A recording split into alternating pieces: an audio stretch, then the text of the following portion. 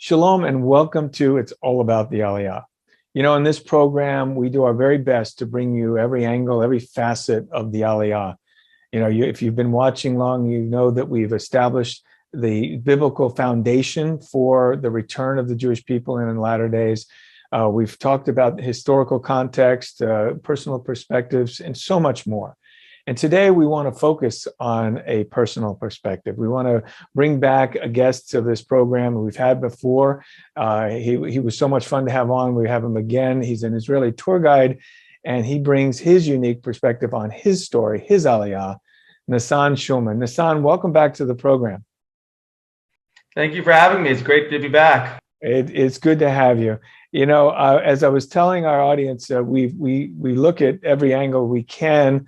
But it's endless, because every individual has their own story. So there'll never be an end to this journey, the end to this story.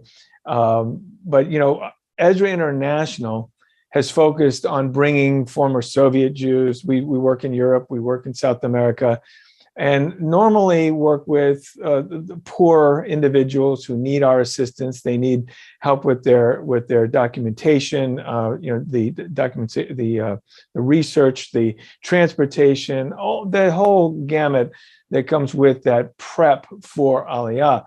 Now, we didn't work with you. You had to do this on your own. I imagine that you had maybe others that you confided in, but I'd love to hear, and I think our audience would love to hear your perspective of your journey, your Aliyah. Well, it happened very fast. And the last time I was on the show, I mentioned how I was at Masada back in Passover of 2009, around April time, and how we decided that I was going to make Aliyah, my wife and I, and I was going to go to tour guiding school, which is what I did. So for the next 3 months, there's an organization called Nefesh B'Nefesh, which only works with Americans, Brits, and Canadians. Okay. And they help you cut through the red tape to make Aliyah. It's a lot of red tape, but they make it a lot easier. They tell you the documents you need, and they really help you with the process. They explain to you the certain benefits that you get as an immigrant, which we'll talk about later, called the basket of goods. Mm-hmm. And they tell you about how they'll be there for you when you get there. And it was about a 3-month process. One of the benefits that you get by making Aliyah is the government will give you a free one-way ticket to come to Israel. And we had a return ticket. We never planned on staying for more than a year. Mm. So we decided that, we're going to have a free ticket back. We already have an open-ended ticket that allows us to go back to visit family, so might as well do it. And we went back for a month. And, we still had to cut through some more red tape there, but when I was able to get off that plane and come into Israel, it was a great moment. I still remember it, intimately. Oh, I bet you do. So how did you prepare mentally for this? This is a big step. You're taking your life and moving it halfway across the world. What was your preparation process from Canada to Israel? Well, it was not as much as you might think. I think by the point where my wife and I were at Masada and we said we were going to do it, and then a week later we just said that we're for sure going to do it. I think by then I was mentally prepared. It took me about a week to mentally prepare, and it was basically one thing that we wanted to do was stock up on certain goods at the time. Certain goods were harder to get in Israel at the time. So we did a lot of shopping, got things that we would need for life here. That was probably the more stressful part. The other, mentally, I was already there and I already had a plan. I was already enrolled in school and already had appointments with the government offices to get certain things. And mentally, it just felt so right. That's good. It's quite, I wouldn't say maybe unique, but quite unusual, because I think a lot of the people we work with, they come to that moment where they realize that their whole life is changing, and I think that's quite a overwhelming prospect. But it sounds like you were ready to go. Well, one advantage I also had was that I was 22. I came to Israel 21. At this point, I was 22, so it was also you have people that come here and they start life, they already have kids, they have a family, they have to worry about schools when they get here. So we didn't have that kind of stress. We were able to, when I came to Israel for a year to learn in yeshiva or Torah studies, I'd already finished university. So I had that advantage that I was just able to kind of start from the beginning again.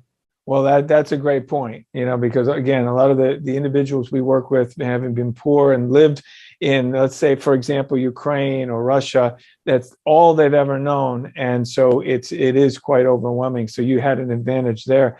What about, you mentioned something about gift baskets. What was it like when you got to Israel? How were you treated? What benefits were there waiting for you once you arrived? A lot better than I thought it would be. So certain benefits that you get, right? I told you get a free plane ticket, you get a free taxi ride home, you get a certain amount, a few $1,000s from the government, depending on your age. There's a scale they have and how much you get, but you get a free Hebrew class. I've always been very stressed out by bureaucracy, so I thought for sure. And Israel has a reputation for, I'll teach you a Hebrew word because it's a word that strikes fear in everyone. Bureaucratia. Yeah. It's a frightening word. So I remember actually talking with the Aliyah counselors at Nefesh B'Nefesh and saying to them, I was very cynical. I'm like, is this really going to happen? Am I going to have to fight for these rights? I said, I kind of want it on a silver platter. And they said, well, you know what? Maybe it'll be a silver platter with some little bit of stains on it. In the end, it was actually a silver platter. There was, once we got off the plane and someone was there to meet us, and we were taken through security. And the security, I remember we handed our passport. We had a very stern-looking Israeli security guard, and was giving us an eye. And then when he saw that we were making Aliyah, we had a paper that we were making Aliyah. He has a smile. He forces a smile upon himself, but it was sincere. And he said, "Good luck." A little ominous, huh? Absolutely. I felt great. I mean, I still remember what he looked like. And then they helped us get, they gave us the VIP service, luggage, brought us to a taxi. They hailed a taxi for us, and the taxi ride was, I think we had to wait all of 10 seconds. Wow. And we got a lift. We got a lift to. It was interesting. We had actually been renting out our apartment for that 1 month trip to Israel. So for 1 month trip to Canada, we were renting out the apartment that we had in Jerusalem the year before. So we were staying at a friend's house, which, when you have 3 large pieces of luggage each, because when you make Aliyah, you get 3 free pieces of luggage each. Okay. And we went to a city called Beitar, which is in Judah and Samaria. And it was very hard to bring the stuff back later on. But I remember just coming out of the taxi ride there, and it was just bonding with the driver, bonding with, my brother. And I still remember that he was born in 1948, came to Israel in 1949 from Turkey. Those are the intimate details I remember because it was just such a life-changing moment. That's fantastic. You know what? We're gonna have to take a break right here, but I'm already fascinated because your story is such an uplifting one, a positive one, and but I'm sure there were some bumps along the way. We'll come back and maybe we'll talk about that in just a moment. We'll be right back.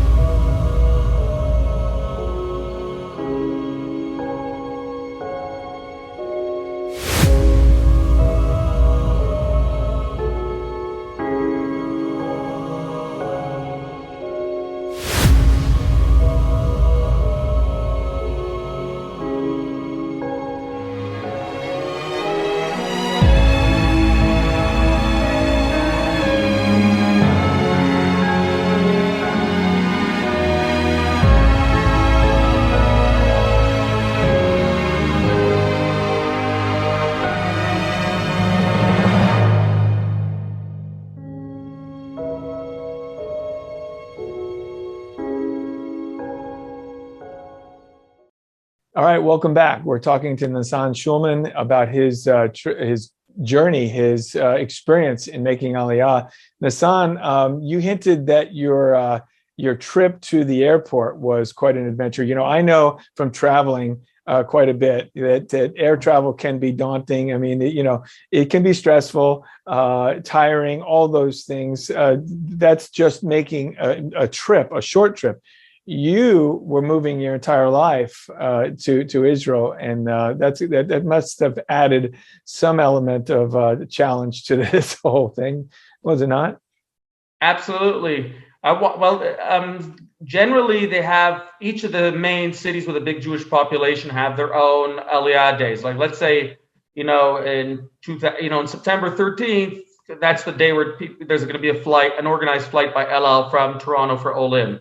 But a person that doesn't want to take one of those organized flights because they want to be able to take a flight, they want to be able to go at a time that's more convenient for them, has to go through New York.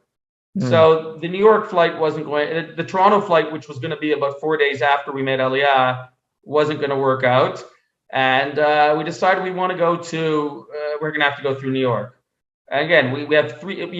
You're allowed to bring 3 pieces of luggage each. That's 6 big. Everything our whole life in 6 suitcases. So first we took a Greyhound bus, which I think is the first time I ever took a Greyhound bus in my life. And they made us buy an extra seat because we had more luggage. Nice. And so it was going to be a good 14-15 hour journey just to get to the airport. So we get to the American border, and we have all these. I said to the border security, I said, we have 3 pieces of luggage each. Can we just leave the stuff there and come and talk to you? So that raised some red flags with them, because they said, wait a minute, looks like you're immigrant. Are you planning on staying here longer than you're supposed to, right? By the way, you see, when you come in from, if it came in from Mexico, it might have been different, but coming in from Canada, it's somehow it's not as easy to cross. Yeah, so I said to them, of course I'm immigrating. And they started looking like, what are you doing? And I said, yeah, I'm immigrating to Israel. I showed them everything, and they said, wow, this is great. One of the security guards even asked me, tell me more about the Golan Heights. So, that part, it took a good hour just to get through that. Then we get to the airport, and we're exhausted by then. Some of our luggage is kind of exploding at the rim because we have so much packed in there. So we spent a good amount of money there's a thing in JFK airport where you can have your bags wrapped up in foil. Sure. And it's very right. And once it's wrapped up, it's very hard to bring it to customs. So then So we forgot what everything was in there. They did the Israeli El Al, even in New York, they had security members of the Israeli government there to check your bags, and they saw something that was a clock, and they said, "What is it?" And I legitimately didn't know what it was. I'd forgotten what we had packed. They said, "Listen, if you don't tell us, we're going to have to rip it all open." And it had just been a big process to get that all in there. And I just said, you know what? I was swaying. I was like, I said to God, please let me get the right words here. And then I remembered clock. And they're like, okay, fine, go in. And then that was another 12-hour flight. And, by the time we got there, we were exhausted, but it didn't matter because we were in Israel. And that's when the representative met us, and the Turkish taxi driver took us to where we needed to get to. And now all is relieved. But yeah, that is an adventure. I can remember having experiences with El Al security in my life, so I know what that's like. I was asked one time by an individual to carry some CDs with me on a trip because he couldn't fit them. It was a full box of CDs. And the Israeli security went through every single CD. They opened every one. It was a full box, probably about 50 CDs. So I almost missed my flight. So I mean, I can relate. I understand, but and they're very good at asking the questions too. Like they'll say they wanted to make sure, because at the time I was in yeshiva, so they'll say, "What section of Talmud were you learning?" And they asked it in a way that only someone who was learning in yeshiva would. They used Aramaic words and stuff. So on the outside, it looked like they were being friendly, just making conversation, but they were trying to make sure that I was who I said they were. They know how to profile. Oh yeah, they're looking for inconsistencies in your story for sure. Well, so that I'm sure that made that landing and getting in with, as you said, your Turkish taxi driver so much more pleasant, because now the journey is almost over. The hard part was done. That's great. So when did you feel? I mean, did you immediately feel that you were home, or did that realization come later? No, right away. It was especially hit home when the security guard told me, welcome to Israel. I felt a kind of, also with him, a strong bond. That was the only words he really said to us, but it was, no, it was, I just couldn't wait to get to Israel. And then when I was there, it hit me right away. And then when I got home, what really hit me was the being tired. We got up at 7 a.m, so I'm like, I'm just going to lie down for an hour. And then we wake up and it's 2 o'clock in the afternoon and it's just before Shabbat. And the stores are all are 5 minutes away from closing. And we had to go quickly and buy ready-made food. And it was a whole thing. And, we'd overslept. Then that night I went to the synagogue to pray my Friday night services, and someone said to me, "Where are you from?" I said, "I'm originally from Montreal. I came from Toronto more recently." They said, "How long have you been living in Israel?" I said, "I don't know." I looked at my watch, about 12 hours. But you're an Israeli. You're there. Praise God. And right away, I was a citizen. Right off the bat, I was a citizen. That's fantastic. Nosson, we're up against another break. We're going to pause here for a moment and we'll come back. We'll be right back. Ezra International now has a brand new app. Now you can connect with Ezra like never before. Easily find all partner countries and discover stories behind the real people Ezra helps every day. Access Ezra's 24/7 global TV network and learn all about what it means to make Aliyah. And most importantly, it is now easier and more secure to financially help Ezra fulfill our global mission to rescue, return, and restore the poorest of the poor Jewish people to their homeland of Israel. Download the Ezra app today. Get it now on the App Store and on Google Play. All right, welcome back. We're continuing our discussion with Nosson Shulman. Nosson, you described basically, it sounded like maybe your first 12 hours in Israel. You said you immediately felt at home. But of course, now life begins for real, in Israel. Can you describe it in a sense of, was it everything you expected? Was it different in some ways than you expected? Was it fulfilling your dream like you thought it would be? Tell us about that. Oh yeah, even to this day, the euphoria of being in Israel still every morning I wake up. It's with me now, and it's still exciting. I've been now here for 13, 14 since 2008, so it's still very much with me. The process I thought was a little bit easier than I thought it would be, just because first of all I came in with the expectations of what, as I told you, bureaucratia, right? Bureaucracy. So I expected the worst. I didn't speak the language, but I knew that this is God wants me to live in Israel. This is where the Jewish people are supposed to live. And as I told you, I had to get some of the benefits that were coming to me as a new Israeli citizen. I went to the Ministry of Absorption to get the money that I told you about, and it was an hour, maybe an hour, the whole process, including the line. I was surprised. Went and got my citizenship card about 2 or 3 days after I came to Israel. Had to go quickly to the government office to convert my degree, which from the University of Toronto, in order to be able to. I needed a degree to be able to do the tour guiding class. So I had to get that converted, and it was a lot easier than I thought it would be. The hardest part, I would say, the most stressful, was definitely cell phones. Every Israeli has a cell phone story, like a horror story. Everyone's had a bad cell phone experience. By the way, since this was in 2009, since 2012, there's the monopoly on cell phones were broken. So today, the prices are you practically get a cell phone plan now in Israel for free.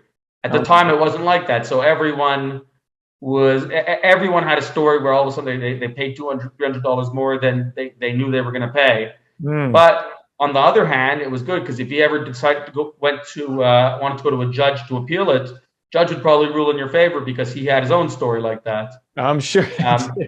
I heard that Israel, at most per capita, cell phones in the world. I don't know if that's still true or not. But it's still true. Yeah. But today's cell phone plans are practically free. You can.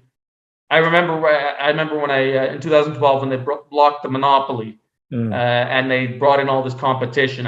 For 99 shekels, which about $30 now. For like $30, I had unlimited long distance calls to 52 countries, and now it's a lot cheaper. That would be considered expensive today. So, but at the time, that was definitely one of the more stressful aspects. I spent a lot of time going to, saying, why are you charging me this and all that. Yeah. Also, I went to what else? They give you a free Hebrew class. Every new Israeli citizen is entitled to a Ulpan, which is Hebrew lessons for up to, you have to take it within your first 18 months. And it's up to 5 months, the course. And it's very educational. I was busy at the time, so I didn't take as much advantage of it as I should have. And I regret that even to this day. Now, Hebrew's okay now, but I mean, anyone who's watching this, who's going to be making Aliyah, definitely should take advantage of it. It's free. You get a good teacher, and you can, if you work during the day, they have them at night. If you work during the night, they have them during the day. So there's really no reason not to take it. Yeah. And I enrolled in my school, and within the first few months, I was definitely set up with what I wanted to be doing here. Well, Hebrew probably wasn't as big a challenge for you with your religious training, was it? Than some. I mean, I imagine. I mean, I know when I've interviewed Olim that we have helped from the former Soviet Union, that to a person, they always mentioned that was their biggest challenge, was learning the new language. Definitely, the way I learned how to speak Hebrew was by applying what I learned in the text to spoken language, which to an Israeli, by the way, could be comical because you're using words that some of these words don't exist anymore. Some of these words are only used in biblical time, and Israelis like to, they like to tease, friendly tease. Yeah. So you have to go in thinking, it's all you take it with a grain of salt and know that it's all a good jest. And eventually, definitely religious texts. My background in it was what allowed me to learn it quicker. But if I stuck with that old pan, I would have learned it even quicker. Yeah, I understand.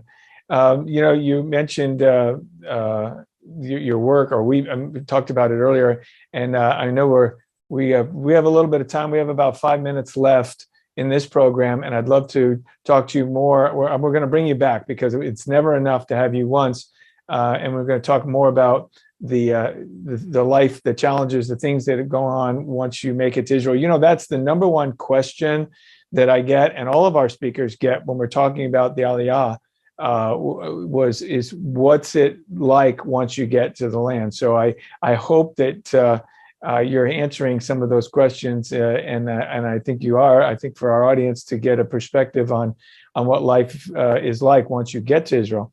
But one of the things I wanted to ask you was for those who want to make to go touring. I get calls all the time because I used to lead tours. Are you going back? Are you going back? And of course, the last 2 years have been very challenging for all of us, but especially I'm sure with the Israeli tourism has suffered tremendously.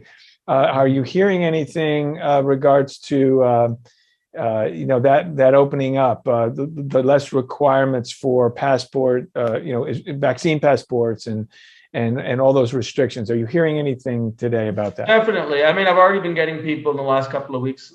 People are starting to contact again. Quite a few people. If they were to open the borders completely tomorrow, it would be back to normal. So the people are still interested.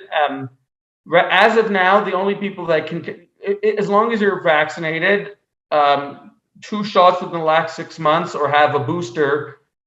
Some say within the last 6 months also, or some say even if it's more than 6 months, no, even the government doesn't know. So I certainly don't know.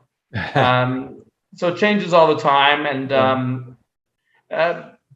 the rules are so unclear that you ask one government official and another one, and you're going to get different answers. But yeah, it's definitely going in the right direction. I mean, Israel itself is opening up more. They just got rid of the green passport, except for large venues like weddings, I think this week.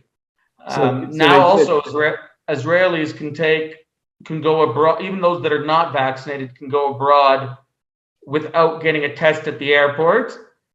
Okay. Once coming into the country, that might be different, but leaving the country, though practically that doesn't really mean anything, because let's say you're going to a country like the States where you have to present the test, so you have to bring it anyways. But it's definitely it's definitely opening up. Well, that's good. It's moving in the right direction. And I'll be quite transparent with you. Many of the people that are contacting me have not been vaccinated, and they really don't desire to be vaccinated, and they can't wait to get to Israel.